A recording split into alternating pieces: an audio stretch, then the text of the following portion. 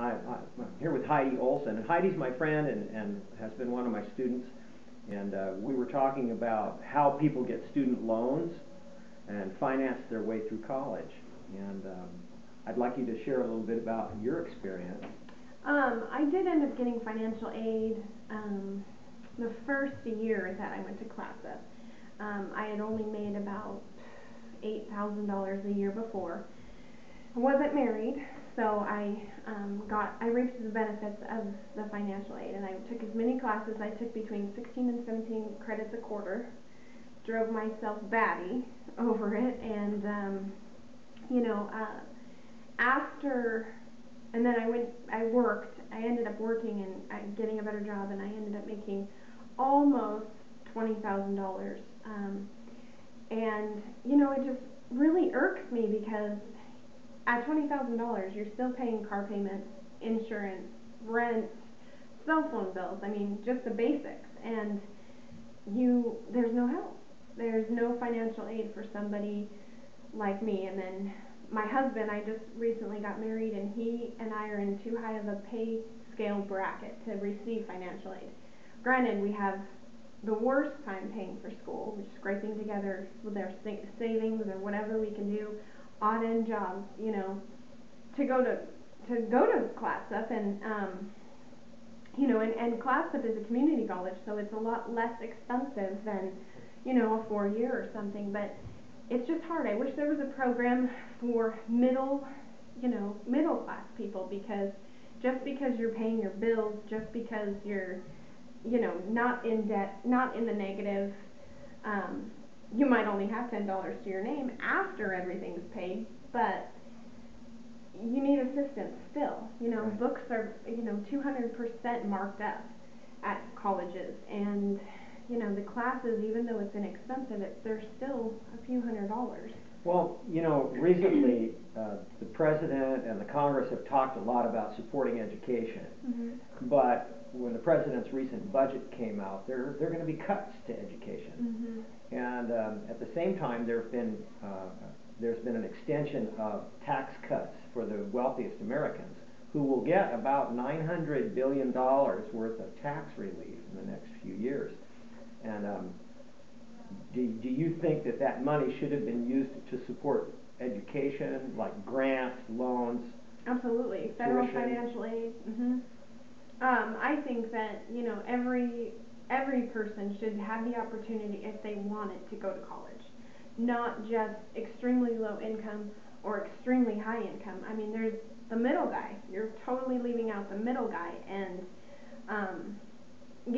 I've worked 2 part-time jobs, which is almost 40 hours a week, gone to school, 16, 17 credits a quarter.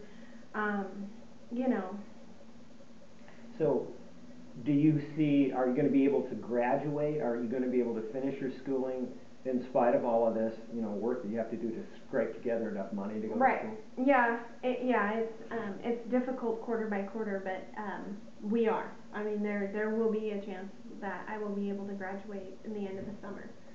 So, if you were to put like a percentage, and I know I'm putting you on the spot because we didn't talk about this, but if you were going to put like a percentage of your income, total income that you and your husband make, how much of that as a percent goes to the cost of just attending college? Probably a good 25 to 50%. 25 to 50%? Mm-hmm.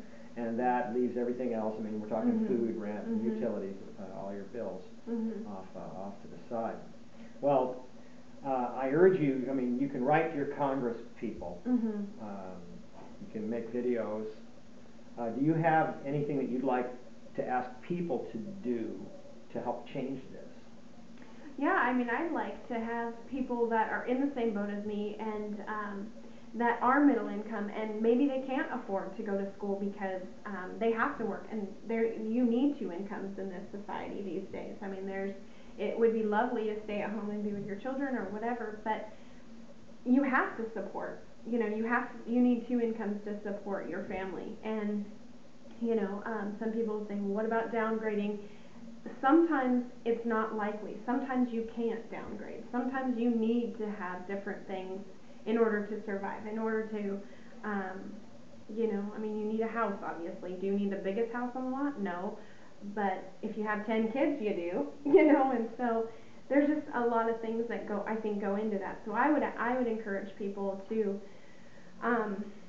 you know, have a voice and, you know, have the middle guy, which I consider the little guy, have a voice and come out and say, hey, you know what, this is BS, because we should be able to get a little bit of help. I'm not asking to have school paid for, but a little assistance would be nice, even if it's just to help with books, or, you know, pay for 2 classes a quarter and then you pay for 2 classes. I believe in earning. I believe that, you know, in order to better yourself, you need to work at it.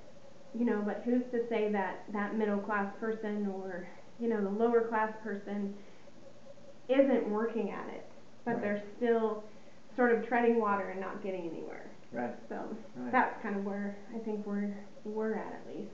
Thank you. And I think that Heidi's experience reflects that of a lot of the people that I know personally who have been my students, and a lot of people that we both know. So if you feel that this is an issue that's important, not only for you right now, but for your children and their children, I urge you to do what she said. Have a voice. Contact the people that are your elected representatives. Talk to your neighbors. And let's see if we can find ways to make education affordable in the United States, not just for the very rich, and not just for the very poor, but for all of us, so that we can all get a little bit better off. Thanks for taking the time. Thanks for having me. You bet.